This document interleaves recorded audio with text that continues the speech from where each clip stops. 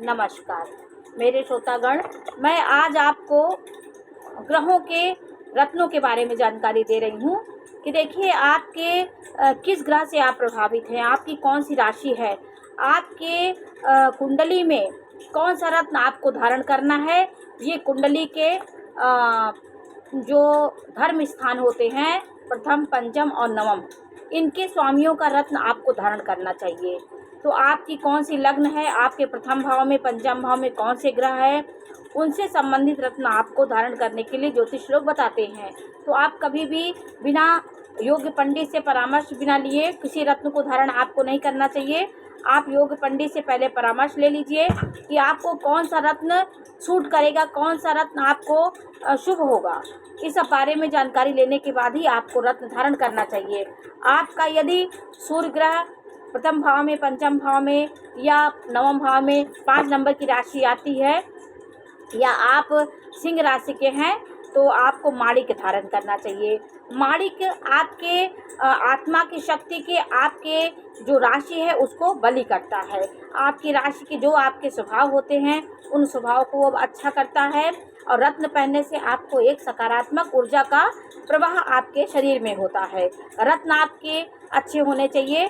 यदि आपके रत्न आपके पास नहीं है, जैसे आपके पास धन का अभाव है, आप रत्न नहीं खरीद पा रहे हैं, तो आपको उसके कुछ वृक्षों की जड़ों को भी उपरत्न के रूप में बनाया गया है कि आप उनको पहन करके अपने उसका फल प्राप्त कर सकते हैं।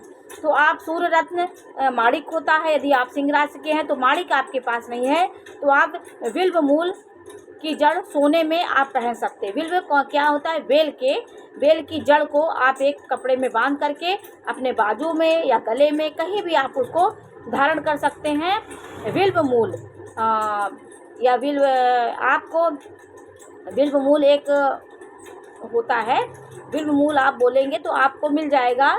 तो उसको स्वर्ण में एक करके स्वर्ण में धारण आपको करना चाहिए।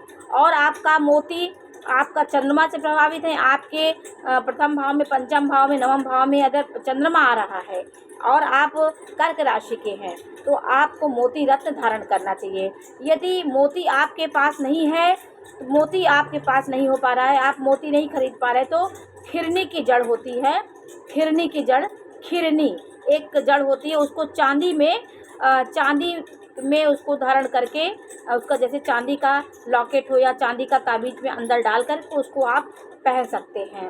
और मंगल यदि आपका प्रथम भाव में, पंचम भाव में, नवम भाव में आपका मंगल राशि आती है, 1-8 राशि आती है प्रथम भाव, पंचम भाव, नवम भाव में, तो आप मूंगा रत्न आपको धारण करना चाहिए। योग कारक आपका मूंगा होता है। तो मंगल ग्रह से प्रभावित है तो मूंगा आपको धारण करना चाहिए। यदि मूंगा आपके पास नहीं है तो अनंत मूल की जड़ तांबे में उसको आप पहन सकते हैं। अनंत मूल की जड़ तांबे का एक आप लॉकेट बनवा लीजिए, ताबीज होती है, उसके अंदर अनंत मूल की जड़ डाल करके उसको आप अपने शरीर में धारण कर सकते हैं तांबे में।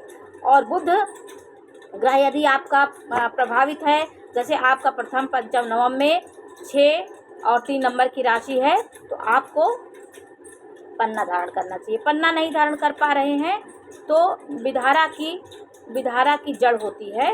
विधारा बुध ग्रह से प्रभावित है इनका, जैसे आपको इनको उपरत्न बोला, तो ये किसी के औषधियों के, ये वृक्षों की जड़ हैं।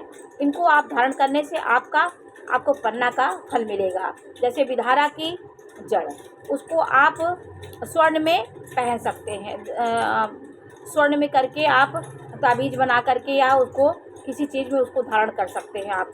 तो आपके लिए स्वर्ण में इसको धारण कर सकते हैं। गुरु रत्न गुरु से प्रभावित हैं, आपके 5, 9 और त्रिकोण में आपके 9 नंबर की राशि है, 12 नंबर की राशि है, तो आपको पुखराज धारण करना चाहिए। यदि आप पुखराज नहीं धारण कर पा रहे हैं किसी अभाव से, तो आप वभ नेभी, ये जड़ होती है, या सुनहला आप पहन सकते हैं। एक सुनहला रत्न होता है, उसको भी आप पहन सकते हैं, स्वर्ण में आप उसको पहन सकते हैं। ये जड़ों के बारे में ये उपरत्न है। आपके नहीं है तो आप इन जड़ों को भी पहन के उनके फलों का, उस रत्नों के फलों का प्रभाव आप में आ जाएगा। शुक्र का हीरा होता है, शुक्र के प्रभावित हैं। आपके 1, 5, 9 जो त्रिकोण भाव होते हैं उसमें 2 नंबर की राशि, 7 नंबर की राशि है, तो आप हीरा धारण कर सकती है। आपका योग कारक ग्रह हीरा होता है। तो मजीठ की जड़, एक मजीठ होता है, वो वृक्ष होता है, उसकी जड़ आप पहन सकते हैं चांदी में। और शनि से आप प्रभावित हैं। आपके 1, 5 और 9 नंबर की त्रिकोण में आपका 1 नंबर की राशि और 11 नंबर की राशि है, तो आप नीलम रत्न धारण कर सकते हैं। आपको ये देखना होगा, आपको एक योग पंडित से दिखाना होगा कि नीलम सबको सूट नहीं करता। आप शनि से प्रभावित हैं तभी नीलम पहन सकते हैं, वरना नीलम आप नहीं पहन सकते हैं। यदि नीलम आप नहीं पहन पा रहे हैं, आपकी राशि मकर है, कुंभ है और 1, 5, 9 में आपका कुंभ राशि और मकर राशि आती है, तो आप श्वेत विरैला, अम्ल विरैला की जड़ आप पहन सकते हैं। श्वेत विरैला, ये सब ज्योतिष में ये औषधियों के रत्न हैं, जड़ है, इसको आप पहन लेंगे तो आपको उनका फल मिलेगा। अम्ल वेल की जड़ होती है श्वेत विरैला। ये ज्योतिष में ये उपरत्न बनाए गए, सबके लिए सब चीज़ सुलभ नहीं हो पाती, तो आप जड़ को भी धारण करके अपने रत्नों का प्रभाव पा सकते हैं। और इसको लोहे में आपको पहनना है। राहु, यदि आपका राहु रत्न, उसको गोमेद, राहु का रत्न क्या होता है? गोमेद होता है, आपका लाजवर्त होता है। इसको आप नहीं अगर ले पाते हैं गोमेद, तो आपको सफ़ेद चंदन आपको पहन सकते हैं। आप सफ़ेद चंदन उसको किसी चीज़ में लपेट करके और पंचधातु में आप उसको पहन सकते हैं। केतु का रत्न क्या है? लहसनिया होता है। लहसनिया आपके पास नहीं है तो आप लाजवर्त अश्वगंध की जड़ को आप पंचधातु में पहन सकते हैं। पंचधातु जो 5 धातुओं से बना होता है, वो पंचधातु होता है, उससे बने जैसे स्वर्ण होता है, चांदी होता है, उससे पंचधातु की एक रत्न होता है, वो धातु होती है, उसमें आप इसको पहन सकते हैं। लहसनिया नहीं पहन पा रहे तो अस्कंद की जड़ को पहने। गोमेद अगर आपको नहीं है आपके पास, तो सफ़ेद चंदन की जड़ को आप पहन सकते हैं। सफ़ेद चंदन को किसी चीज़ में करके तो उसका फल आपको प्राप्त होगा। और आपके जीवन में इन रत्नों के अलावा भी कई उपरत्न भी बताए गए हैं, जिसको पहनने से आपके जीवन में सकारात्मकता आती है। तो आपको इन रत्नों को आपके पास नहीं है तो उसके विकल्प में आपके जड़ बताए गए हैं, कौन सी जड़ पहन आप सकते हैं।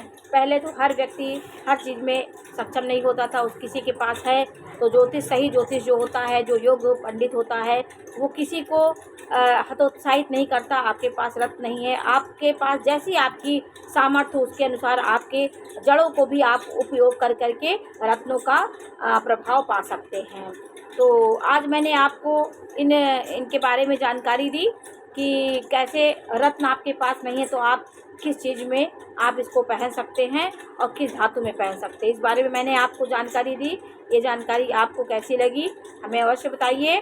चैनल को लाइक करिए, सब्सक्राइब करिए और मैं इसी प्रकार की जानकारी आपको देती रहूँगी। अब मैं उपरत्नों के बारे में भी आपको जानकारी दूंगी। ये तो मैंने आपको आपको रत्न नहीं मिल रहे हैं तो आप कौन से जड़ को इस्तेमाल कर सकते हैं, इस बारे में मैं आपको जानकारी दी। अब मैं इसके बाद उपरत्न के बारे में भी जानकारी दूंगी कि आपके पास माणिक नहीं है, मोती नहीं है, मूंगा नहीं, तो उपरत्न कौन है, इसके बारे में मैं आपको जानकारी दूंगी। ये जानकारी आपको कैसी लगी हमें अवश्य बताइए। चैनल लाइक करिए, सब्सक्राइब करिए। मैं इसी प्रकार की जानकारी देती रहूँगी। नमस्कार।